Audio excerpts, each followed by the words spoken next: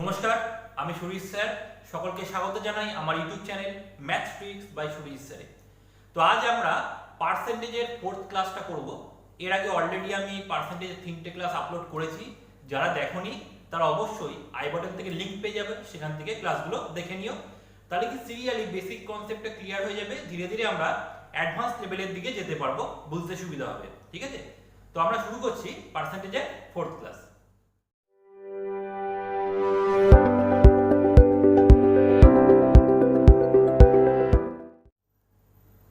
পার্সেন্টেজের fourth ক্লাসে আমাদের main topic আজকের হচ্ছে সাকসেসিভ ইনক্রিজ বা সাকসেসিভ ডিক্রিজ। ঠিক আছে, তো এই ক্ষেত্রে আমাদের সবচেয়ে বড় ব্যাপার, আমরা অনেকেই জানি সাকসেসিভ ইনক্রিজ বা ডিক্রিজের ক্ষেত্রে একটা ফর্মুলা অ্যাপ্লাই করা হয় a plus B plus AB by 100। কিন্তু কখন এই ফর্মুলাটা অ্যাপ্লাই করা যাবে, কখন অ্যাপ্লাই করা যাবে না, এইটা বোঝাটা খুব জরুরি ব্যাপার। তার জন্য ভিডিওটা পুরোটা দেখা অবশ্যই জরুরি সবার। তাহলে কখন অ্যাপ্লাই করব ফর্মুলা, কখন অ্যাপ্লাই করব না, একই ফর্মুলা দিয়ে সব অঙ্ক হবে, কিন্তু অঙ্কের উপর বেস করে আমাদের ব্যাপারগুলো বুঝতে হবে। ঠিক আছে, তো শুরু করছি আমরা ফার্স্ট ম্যাথ দিয়ে। তো দেখো স্ক্রিনে একটা ম্যাথ এসেছে অলরেডি, একদম সিম্পল ব্যাপার। বলছে salary of a person is first increase by 20%, then it is decreased by 20%, then the percentage change in his salary। তো প্রথমে বলছে একজনের স্যালারি 20% ইনক্রিজ করছে, তারপরে বলছে স্যালারিটা আবার 20% ডিক্রিজ করছে। তাহলে ওভারঅল চেঞ্জেসটা আমাদের কি হলো সেটা বুঝতে হবে। ঠিক আছে, তো আমরা প্রথমে ফর্মুলাটা যাই। তো সাকসেসিভ চেঞ্জের যে ফর্মুলা সেটা হচ্ছে a plus B plus AB by 100। এটাই হচ্ছে সাকসেসিভ চেঞ্জের ফর্মুলা। সে এবার সাকসেসিভ ইনক্রিজ বলুক, ডিক্রিজ বলুক অথবা ডিসকাউন্ট বলুক, যাই বলুক, এই ফর্মুলা দিয়ে করা যাবে যদি দুটো দেওয়া থাকে। আবার তিনটে দেওয়া থাকলে কি হয়, দুটো অ্যাপ্লাই করে যে ভ্যালু বেরাবে সেটার সাথে আরেকটা অ্যাপ্লাই করতে হয়। ঠিক আছে, তো তিনটে দেওয়া থাকলে কি করব সেটা আমি পরে অঙ্কের দিকে যাচ্ছি, ওটা ইজিলি বলে দেবো কিভাবে ক্যালকুলেট করলে ওটা সুবিধা হবে। তো দেখো এখানে এ আর বি দুটো যে ইনক্রিজ বা ডিক্রিজের যে পার্সেন্টেজ গুলো বলছে, একটাকে এ ধরতে হবে, একটাকে বি ধরতে হবে। তো বাড়লে আমরা পজিটিভ ধরবো, আর কমলে কি করব, নেগেটিভ ধরবো। ঠিক আছে, সিম্পল ব্যাপার। তো এই ফর্মুলা বসিয়ে দেবো। বসানোর পরে যে ভ্যালুটা আসবে, সেই ভ্যালুটা যদি পজিটিভ আসে তার মানে আমাদের ইনক্রিজ করছে ভ্যালুটা, ওভারঅল ইনক্রিজ হচ্ছে। আর যদি ক্যালকুলেট করার পর যদি নেগেটিভ ভ্যালু আসে তার মানে ওভারঅল আমাদের ডিক্রিজ করছে। ঠিক আছে, তো এখানে দেখো কোশ্চেনটাই ছিল প্রথমে 20% ইনক্রিজ করে, তাহলে 20% ইনক্রিজ করলে কত আসছে, প্লাস 20 ধরলাম। তারপরে ভ্যালুটা বলছে 20% ডিক্রিজ করে, কি করলাম, মাইনাস 20 ধরলাম। ঠিক আছে, তাহলে একটা ভ্যালু প্লাস 20, একটা ভ্যালু মাইনাস 20। তাহলে এর জায়গায় ধরো আমরা প্লাস 20 ধরবো, বি এর জায়গায় মাইনাস 20 ধরবো। তাহলে এর জায়গায় প্লাস 20 বসালাম, বি এর জায়গায় মাইনাস 20 বসালাম। এবি যখন গুণ করব প্লাস মাইনাসে কি হয়ে যাবে, মাইনাস হয়ে যাবে। আর 20 গুণ 20 কত, 400 বাই ফর্মুলার জন্য একটা ডিভাইড বাই 100। আর যেটা অলরেডি বিয়োগ হয়ে যাচ্ছে, আমাদের ক্যালকুলেট করলে কত আসছে, -4। তো ক্যালকুলেট করলে আসলো -4, তার মানে ওভারঅল আমাদের ডিক্রিজ করবে কত, ওভারঅল ডিক্রিজ হবে 4%। এবার দেখো এটা কিন্তু এতটা করার দরকার ছিল না, কারণ এই ভ্যালুগুলো কিন্তু সেম আছে, মানে পার্সেন্টেজ ইনক্রিজ আর পার্সেন্টেজ ডিক্রিজের ভ্যালুটা সেম আছে। তো যখন আরেকটা ছোট্ট আরো শর্ট ট্রিক মনে রাখতে পারি আমরা, যখন পার্সেন্টেজ ইনক্রিজ বা পার্সেন্টেজ ডিক্রিজের ভ্যালু সেম থাকে, তখন আমরা কি করব, ডাইরেক্ট ফর্মুলা হচ্ছে x²/100। ওভারঅল সবসময় কি হবে, এক্ষেত্রে আমাদের ডিক্রিজ হবে। যখন একটা পজিটিভ একটা নেগেটিভ, ওভারঅল কি হবে, সবসময় আমাদের ডিক্রিজ হবে। তো ডাইরেক্ট ফর্মুলা হচ্ছে ডিক্রিজ কতটা হবে, x²/100। x বলতে কাকে বোঝাচ্ছে, এই যেই ভ্যালু দুটো আমাদের সমান দিয়েছে, ইনক্রিজ আর ডিক্রিজের পার্সেন্টেজ যেটা সমান দিয়েছে সেটা হচ্ছে x। ঠিক আছে, তাহলে x এর জায়গায় আমরা কত বসাবো, 20।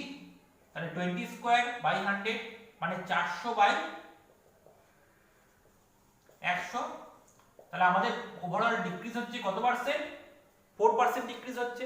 ঠিক আছে, এবার যদি কেউ মনে করে যে সে ফর্মুলা দিয়ে অঙ্কটা করবে না, অন্যভাবে করবে, পার্সেন্টেজ কম্পেয়ার করে, যেটা 3টে বা 4টে পার্সেন্টেজ দিলে যেটা করতে হতে পারে, তাহলে সেটা কিভাবে করব একটু দেখে নিই, যে ফর্মুলা ছাড়া কিভাবে করব।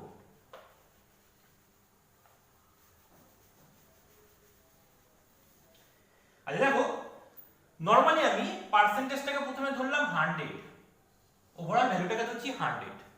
তো প্রথমে আমাদের ইনক্রিজ করছে কত 20%, তো 100 এর 20% ইনক্রিজ করলো, 100 এর 20% কত হবে 20, এটা ইনক্রিজ করলো। আচ্ছা ইনক্রিজ করার পরে ভ্যালুটা কত দাঁড়াচ্ছে আমাদের 120। আচ্ছা এবার বলছি আমাদের 20% ডিক্রিজ করবে, তো 20% ডিক্রিজ করবে 120 20% কত 120 10% কত 12, 20% কত ডবল হয়ে যাবে 24, তার মানে ডিক্রিজ করছে কত আমাদের 120 20% কত হচ্ছে 24 ডিক্রিজ করছে, ঠিক আছে। আচ্ছা এবার চেক করব কি হবে, দেখো এখানে ইনক্রিজ করেছিল কত আমাদের 20 ইনক্রিজ করেছিল, এখানে 24 ডিক্রিজ করেছে, তাহলে +20 -24 কত আসছে -4, তার মানে আমাদের ওভারঅল ভ্যালুটা কি হলো 4% ডিক্রিজ করলো, ঠিক আছে। একদম সিম্পল ব্যাপার, সিম্পল অঙ্ক দিয়ে স্টার্ট করলাম, আস্তে আস্তে অ্যাডভান্স লেভেলে যাব এবং কখন অ্যাপ্লাই করা যাবে না ফর্মুলাটা সেটাও বলে দেবো এবং সেখানে কিভাবে ক্যালকুলেশন করব সেটাও বলে দিচ্ছি, ঠিক আছে। এবার যাচ্ছি আমরা নেক্সট ম্যাথে। তো নেক্সট আসছি আমরা কোশ্চেন নাম্বার 2 তে। দেখো কোশ্চেন নাম্বার 2 দেওয়া আছে the salary of a worker was first increased by 10% and thereafter it is decreased by 5%। প্রথমে 10% বাড়ছে, তারপরে 5% কমছে, তাহলে চেঞ্জেসটা কি আসছে, তো একই অঙ্ক সেম প্যাটার্ন, ওটা সেম ছিল, এটা ডিফারেন্ট ভ্যালু দেওয়া আছে। তো এটা 10% বাড়ছে, তারপরে একটা হচ্ছে 5% কমছে, তাহলে যদি ফর্মুলায় ফেলি a + b + cd/100 এই ছিল আমাদের ফর্মুলা, তাহলে একটা পজিটিভ একটা নেগেটিভ, তো a এর জায়গায় লিখলাম +10, b এর জায়গায় -5, ab গুণ করলে প্লাস মাইনাসে মাইনাস, আর 5 × 10 50/100। আচ্ছা 10 - 5 মানে কত +5, আচ্ছা 50/100 মানে কত 0.5, বিয়োগ করলে কত 4.5, তার মানে আমাদের ভ্যালুটা দেখো পজিটিভ আসছে, তার মানে ওভারঅল ভ্যালু 4.5% বেড়ে যাবে। তো এটাকে পার্সেন্টেজ দিয়ে করি, ফর্মুলা ছাড়া করি। তো প্রথম ভ্যালুটা আমরা কি ধরলাম 100 ধরলাম, 10% বাড়ছে, তাহলে 100 এর 10% কত 100 এর 10% হচ্ছে 10, কত হয়ে গেল আমাদের ভ্যালুটা 110। এবার বলছে 5% কমবে, কার 5%, 110 এর 5%। আচ্ছা দেখো 110 এর 10% কত হয়, একটা পয়েন্ট কেটে দিচ্ছি, শূন্য কেটে দিচ্ছি, মানে 11, তাহলে 110 এর 10% হচ্ছে 11, তাহলে 10% যদি 11 হয় 5% কি হবে তার হাফ, তাহলে 11 এর হাফ করলে কত হচ্ছে 5.5, তাহলে এটার হাফ হচ্ছে 5.5, এই পার্টটা কি হবে কমে যাবে।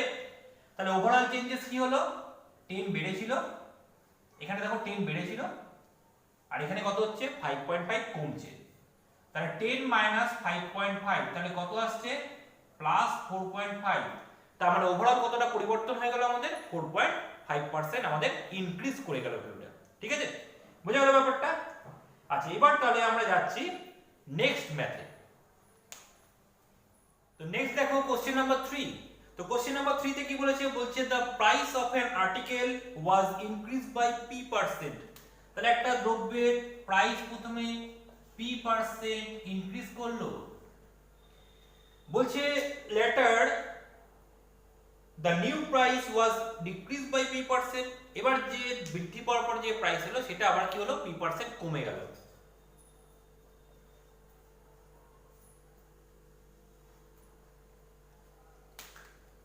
নেক্সট কি বলছে এবার বলছে দ্য লেটেস্ট প্রাইস মানে কি সব চেঞ্জ হওয়ার পরে যে এখনো পর্যন্ত যে প্রাইস আছে সেই প্রাইসটা কত ₹1, লেটেস্ট প্রাইসটা কত ₹1।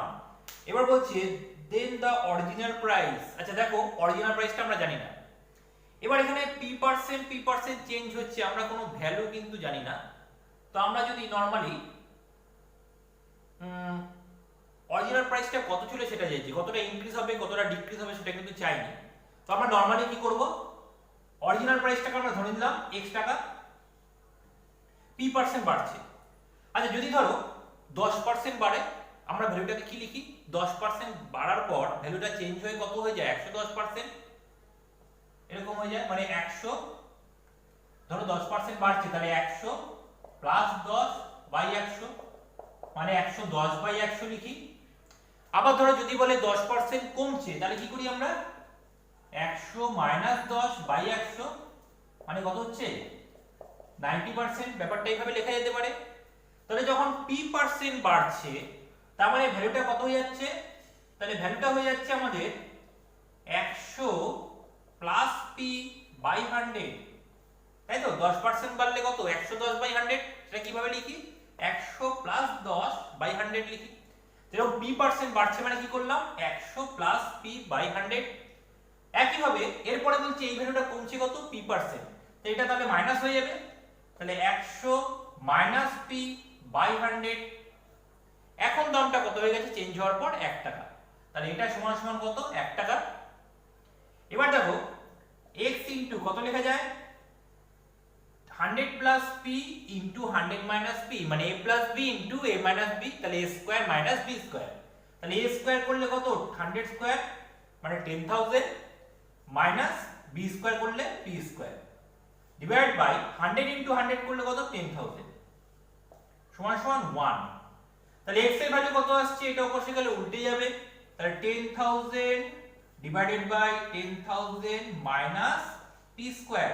তার মানে আগে আমাদের প্রাইসটা কত ছিল, আগে আমাদের প্রাইস ছিল 10000 by 10000 minus p square according to sum, মানে যেভাবে ভ্যালু দিয়েছে সেভাবে আগের সামটাকে এভাবে রিপ্রেজেন্ট করা যাচ্ছে। এবার পরীক্ষার সময় যদি p এর ভ্যালু দেওয়া থাকে বসিয়ে দেবো, চলে আসবে। ঠিক আছে, বোঝা গেল ব্যাপারটা। আচ্ছা, এবার আমরা যাচ্ছি নেক্সট কোশ্চেনে। তো নেক্সট দেখো কোশ্চেন নাম্বার 4। এখানে বলছে যে successive increase percentage of 30%, 20%, 10% is equivalent to what single increase percentage. Successive মানে কি, পর্যায়ক্রমে 3 বার চেঞ্জ হয়েছে। তো আমরা যদি ফর্মুলায় ফেলি, প্রথমে 30% দেখো কি কি আছে, 30% ইনক্রিজ হচ্ছে, তারপরে 20% ইনক্রিজ হচ্ছে, তারপরে 10% ইনক্রিজ হচ্ছে। তো যদি আমরা ফর্মুলায় ফেলি একটু বড় হয়ে যাবে, দুটো স্টেপে করতে হবে। প্রথমে 30% 20% ফর্মুলায় বসাতে হবে, সেটা বসানোর পরে একটা ভ্যালু আসবে, সেই ভ্যালুটাকে এবার a ধরবো। প্রথমে 30 আর 20 কে a b ধরেছিলাম, ক্যালকুলেট করে যেটা আসবে সেটাকে a ধরবো, আর 10টাকে b ধরবো, সেটা বসিয়ে আবার ক্যালকুলেট করতে হবে, তাহলে একটা ভ্যালু আসবে। তিনটে দিয়ে ডিরেক্ট একটা ফর্মুলা আছে, কিন্তু অনেক বড় হয়ে যাবে ক্যালকুলেশন। ঠিক আছে, ফর্মুলাটা অনেক বড়। এবার তিনটেই তো আমাদের সমস্যা না, 4টে 5টা থাকতে পারে, তখন কি করব, বারবার কি ফর্মুলা মনে রাখবো আলাদা আলাদা, দরকার নেই, পার্সেন্টেজ দিয়ে করে দিচ্ছি। তো আমরা কি করছি, প্রথমে ভ্যালুটা ধরছি 100%, 30% বাড়লো, তাহলে 100 এর 30%, 100 এর 30% কত, 30, নরমাল ব্যাপার, বেড়েছে, প্লাস করে দিলাম, কত হয়ে গেল ভ্যালুটা, 130। আচ্ছা, এবার বলছে 20% বাড়ছে, কার 20%, 30% বৃদ্ধি পাওয়ার পর যে ভ্যালু এসছে তার 20%, তাহলে ভ্যালুটা কত, 130, তার 20% ইনক্রিজ হবে। আচ্ছা, 130 এর 10% কত হয়, 13, 20% কত হয়, ডবল হয়ে যাবে, 13 গুণ 2 26, এটাও ইনক্রিজ, তাই প্লাস লিখলাম, কত হয়ে গেল ভ্যালুটা, 156। আচ্ছা, এবার বলছে 10% বাড়ছে, তাহলে 156 10% কত, এক ঘর পয়েন্ট সরছে মানে 15.6। ঠিক আছে, এটা বাড়ছে, তাহলে ওভারঅল বাড়লো কত, এখানে 30, এখানে 26, এখানে 15.6, এগুলো অ্যাড করে দেবো নরমালি। তো অ্যাড করলে দেখো আমাদের কত আসছে, 30 প্লাস, এখান থেকে ডিরেক্ট দেখেই করে দিতে পারো, সরি 30 প্লাস 26 প্লাস 15.6, তাহলে 6 6 5 11, দেখ তাহলে ওভারঅল আমাদের কতটা ইনক্রিজ হলো, 71.6%। ঠিক আছে, বোঝা গেল ব্যাপারটা, একদম সিম্পল জিনিস। ঠিক আছে, আচ্ছা এবার আমরা যাচ্ছি তাহলে নেক্সট কোশ্চেনে। আচ্ছা, নেক্সট দেখো কোশ্চেন নাম্বার 5। এখানে বলছে find the single discount equivalent to a discount series of 20%, 10% and 5%। তাহলে তিনবার ডিসকাউন্ট দিয়েছে, তাহলে ওভারঅল ডিসকাউন্টটা কত পার্সেন্ট হলো। তার ডিসকাউন্ট মানে তো কমিয়ে দিচ্ছি ভ্যালুটা, মানে নেগেটিভ, তাহলে ডিসকাউন্ট পার্সেন্টেজটা কত আছে আমাদের, 20%, 10% আর 5%। তাহলে 20%, তারপরে হচ্ছে 10%, তারপরে 5%। তিনটে দিয়েছে, আমরা একই প্রসেসে করব। তাহলে 100 ধরে দিলাম ভ্যালুটা, 20% কমছে, তাহলে 100 এর 20% কত হবে 20 কমলো, তাহলে 20 কমলে ভ্যালুটা কত হয়ে গেল 80। আচ্ছা এবার বলছে 10% কমছে, তাহলে 80 10%, 80 10% কত 8, পয়েন্ট এক ঘর সরিয়ে দিচ্ছি, কত আসছে ভ্যালুটা আমাদের 72। তারপরে বলছে 5% কমছে, তাহলে 72 এর 5%, 72 এর 10% কত 7.2, মানে এক ঘর পয়েন্টে গেছে, 5% কি হবে তার অর্ধেক, তাহলে 7.2 এর অর্ধেক কত 3.6, তাহলে কমছে কত আমাদের 3.6। আচ্ছা দেখো ওভারঅল তাহলে চেঞ্জ কি হলো, প্রথমে 20 কমলো, তারপরে 8 কমলো, তারপরে 3.6 কমলো, তাহলে ওভারঅল কত কমলো হিসাব করব কি হবে, মাইনাসটা কমন রাখছি, তাহলে 20 প্লাস 8 প্লাস 3.6, তাহলে ওভারঅল কমছে আমাদের কত 31.6%, তার মানে ডিসকাউন্টটা আমাদের কত আসছে 31.6% ডিসকাউন্ট, কার উপর ওভারঅল যে ভ্যালু ছিল তার উপর 31.6% ডিসকাউন্ট। ঠিক আছে, বোঝা গেল ব্যাপারটা। আজ এবার আমরা আসছি তাহলে নেক্সট কোশ্চেন। আচ্ছা নেক্সট দেখো কোশ্চেন নাম্বার 6, এখানে বলছে যে the difference between A discount of 35% and two successive discounts of 20% and 20% on a certain bill was rupees 22. Find the amount of the bill. তাহলে একটা বিলের উপর ডিসকাউন্ট দিয়েছে, দু রকম প্যাটার্নে ডিসকাউন্ট দিয়েছে, বলছে কেমন বলছে ওই দু রকম প্যাটার্নে যে ডিসকাউন্ট দিয়েছে তাদের মধ্যে ডিফারেন্সটা আমাদের বলে দিয়েছে, তাই তো।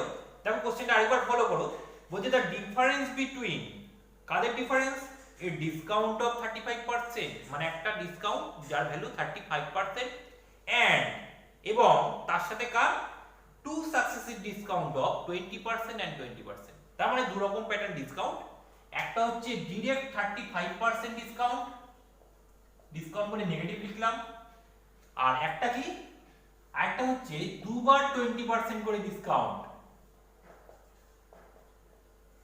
এই দু রকম প্যাটার্ন ডিসকাউন্ট, তার মধ্যে পার্থক্য কত 22 টাকা। এবার ডিসকাউন্টটা কার উপর হয়, বিলের উপরই হয়, যে বিল হবে তার উপরেই ছাড় দেব, তাহলে 100% মানে কি বিলের পরিমাণ অবশ্যই, আর যেটা 35% ডিরেক্ট দেখতে পাচ্ছি, এইটা ওভারঅল কত হচ্ছে দেখে নেব। তুমি এই ফর্মুলা বসেও করতে পারি অথবা আমরা 100 ধরেও করতে পারি, কোনো সমস্যা নেই, ইজিলি বুঝতে পারবো। দেখো মেন্টালি করা যায়, 20% কমলে 80, 80 20% কত 16, তাহলে প্রথমে 20 কমলো তারপরে 16 করলো মানে 36, মেন্টালি করা যায়, আমি তাও লিখে দেখিয়ে দিচ্ছি ব্যাপারটাকে। তাহলে 20% কমছে, কত আসছে 80, তার উপর আবার 20%, 80 10% কত 8, 20% কত 16, তাহলে আমাদের কমছে কত এখানে 20 আর 16, মানে ওভারঅল চেঞ্জ হলো কত 36% ডিসকাউন্ট দিল। আর যেটা হচ্ছে 36% ডিসকাউন্ট আর এই ডিসকাউন্টটা কত 35%, তাহলে এদের মধ্যে ডিফারেন্সটা কত, এদের মধ্যে ডিফারেন্সটা হচ্ছে কত 1%, আর আমাদের ডিফারেন্সটা ভ্যালু কত বলেছে রুপিস 22, তাহলে 1% এর ভ্যালু হচ্ছে 22 টাকা। এবার বলছে বিলের পরিমাণটা কত, তাহলে বিলটাকে যার উপর ডিসকাউন্ট দিচ্ছি তার উপরই পার্সেন্টেজ হচ্ছে, তাহলে বিলটা আমাদের কত হবে 100%, 1% এর ভ্যালু যদি 22 টাকা হয় তাহলে 100% এর ভ্যালু কত হচ্ছে, দুটো শূন্য অ্যাড করে দেব 2200 টাকা। তার মানে আমাদের যে বিলটার উপর ডিসকাউন্ট চার্জ করছিলাম সেই বিলটার ভ্যালু কত হলো 2200 টাকা। বোঝা গেল, একদম সিম্পল ম্যাথ। ঠিক আছে, তো এবার আমরা যাচ্ছি নেক্সট কোশ্চেনে। আচ্ছা নেক্সট দেখো কোশ্চেন নাম্বার 7 এ যাব। তাও কোশ্চেন নাম্বার 7 টা এসেছে কি বলছে, বলছে the price of an article has increased by 40%, একটা জিনিসের দাম বাড়ছে 40%, as a result its sale reduces by 20%, সেলটা 20% কমে গেল, what will be the effect on revenue। এবার দেখো এই ক্ষেত্রে আমাদের একটা প্রবলেম হচ্ছে, এখানে কি a plus b by 100 apply করা যাবে, এবং গেল কেন অ্যাপ্লাই করা যাবে, এবং অ্যাপ্লাই করা না গেলে কেন অ্যাপ্লাই করা যাবে না, সেই ব্যাপারটা আমাদের একটু বুঝতে হবে। এই অঙ্কটা অ্যাপ্লাই করা যাবে, কিন্তু এর পরের যে অঙ্কটা করবো অ্যাপ্লাই করা যাবে না, ডিরেক্ট ইনডিরেক্টলি করা যাবে। তো একটু একটা কনসেপ্টে আমরা যাই। তো রিলেশনটা কি আসছে দেখো, বলছে একটা বলেছে প্রাইস, একটা বলছে সেল, একটা বলছে রেভিনিউ, আচ্ছা, প্রাইস আর সেলের সাথে রেভিনিউর কি সম্পর্ক? ধরো একটা জিনিসের দাম হচ্ছে 10 টাকা, 10 টাকা পার কেজি।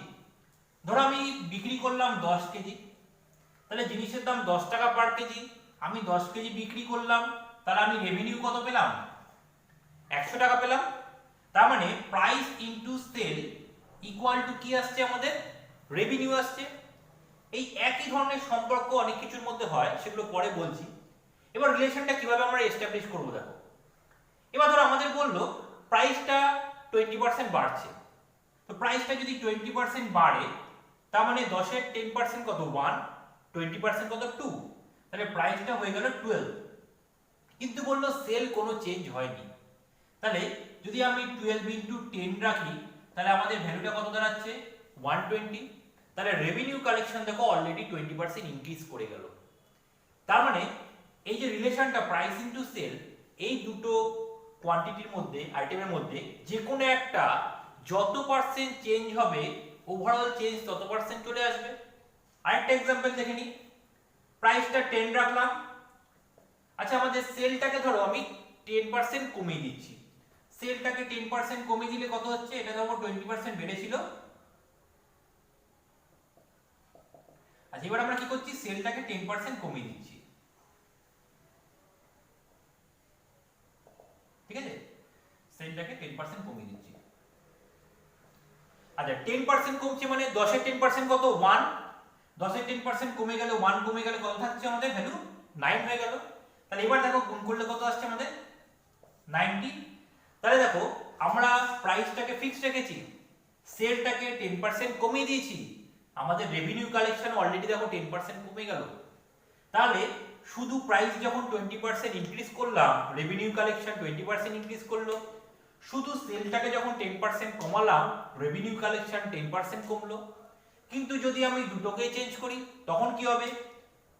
তাহলে এটাকে যদি আমি 20% চেঞ্জ করি তাহলে 12 লিখলাম, এটাকেও আমি 10% কমালাম মানে 9। তাহলে ক্যালকুলেট করলে কত হচ্ছে? 9 12 108। তাহলে ওভারঅল চেঞ্জেসটা কত হয়ে গেল? 8%। এবার দেখো ম্যাচ করছে না, এটা 20% বেড়েছে, এটা 10% কমেছে, এখন কিন্তু ম্যাচ করলো না। তাহলে এখানে ঘটনাটা কি হলো? এখানেই কিন্তু সাকসেসিভ হয়ে গেল, দুবার চেঞ্জ হলো। প্রথমে 20% বেড়েছে, তো যখন আমাদের 20% বাড়ছে, 20% মানে কত? 20। 120% কত? 20। কত হয়ে গেল? 120। আচ্ছা এবার 10% কমছে, আচ্ছা এবার 10% কমছে, তাহলে 120 10% কত? 12। আচ্ছা তাহলে দেখো প্লাস 20 মাইনাস 12 কত আসছে? প্লাস 8। তাহলে ওভারঅল কি হলো? আমাদের 8% ইনক্রিজ করলো, ঠিক আছে? তাহলে এই ফর্মুলাটা এখানে অ্যাপ্লাই করা যেতে পারে। যখন পরপর দুটো চেঞ্জ হলো, সাকসেসিভ ফর্মুলা যদি অ্যাপ্লাই করি a b b 100 তাহলে আসবে। এবার এখানে আরেকটা জিনিস আমি বলবো, ধরো তোমাকে এখানে বলছে, আমি মাঝখানে ব্যাপারটা জাম্প করে গেলাম। ধরো এটা বলছে 20% ইনক্রিজ করছে, রেভিনিউটা বলছে 8% ইনক্রিজ করছে। প্রাইসটা 20% ইনক্রিজ করছে, রেভিনিউটা 8% ইনক্রিজ করছে, তাহলে সেলের পরিমাণটা কিভাবে চেঞ্জ হচ্ছে? বাড়ছে না কমছে? তো আমরা ওখানে আগেরটায় দেখেছিলাম যে আমাদের প্রাইসটা 20% ইনক্রিজ করেছিল, সেলটা 10% ডিক্রিজ করেছিল, রেভিনিউটা 8% ইনক্রিজ করেছিল। এক্সাম্পলটা তাই করেছিলাম, লাস্টে যেটা করলাম।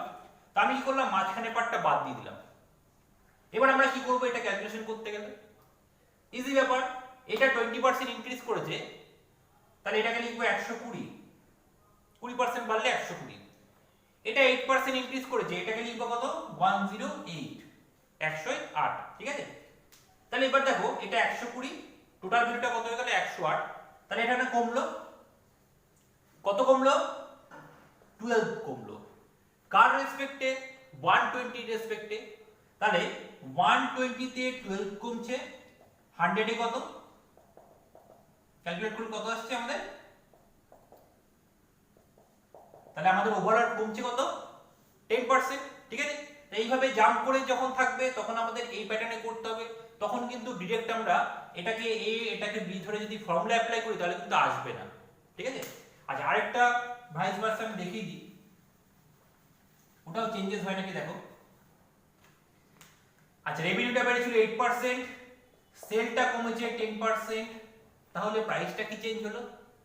এটাও একই নিয়ম, সেলটা 10% কমছে মানে কি লিখবো 90, 8% বেড়েছে মানে কত হবে 108। তাহলে দেখো সেল থেকে রেভিনিউ যাচ্ছি বাড়ছে কত 18, 90 এ 18 বাড়লো, 100 এ কত,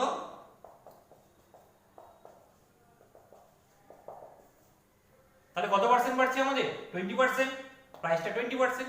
ঠিক আছে, তাহলে যখন এরকম জাম্প করে দেওয়া থাকবে আমরা এইভাবে ইজিলি ক্যালকুলেট করে নিতে পারি। আর এবার তাহলে আমি অঙ্কটা করি। দেখো অঙ্কটা কি দেওয়া ছিল, অঙ্কটা তো সিম্পল, এতক্ষণ হয়তো অনেকে করেও ফেলেছো, এখানে জাম্প করার কোনো ব্যাপার নেই। এই অঙ্কটায় বলছে price of a article increase by 40%, প্রাইসটা 40% বাড়ছে, আর সেলটা বলছে কত 20% কমছে, তাহলে রেভিনিউটা কি হবে? তাই তো, তো simple a plus b plus ab by 100।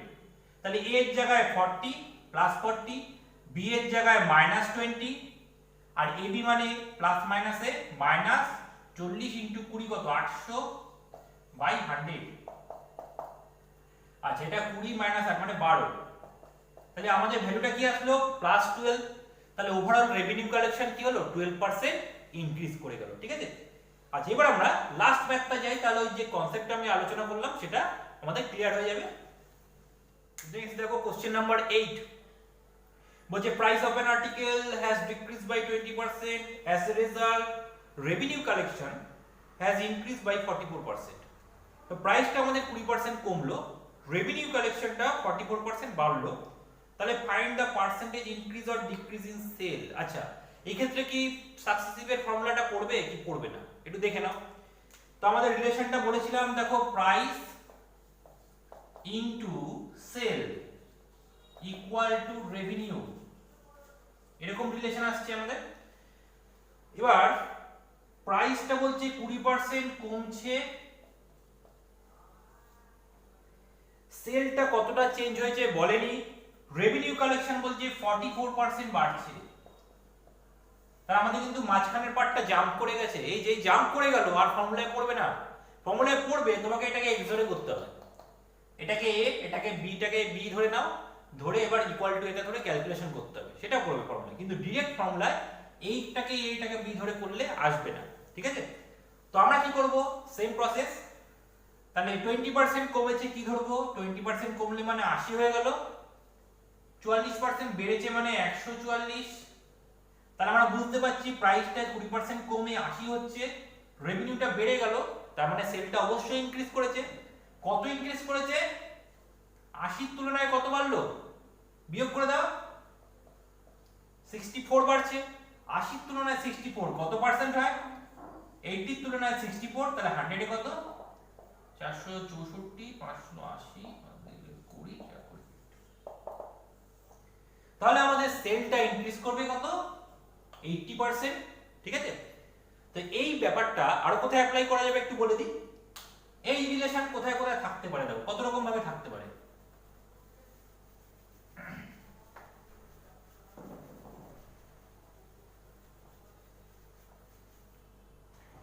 দেখো প্রথম কথা হচ্ছে এটা থাকতে পারে অনেক সময় লেন্থ ইনটু ব্রেথ,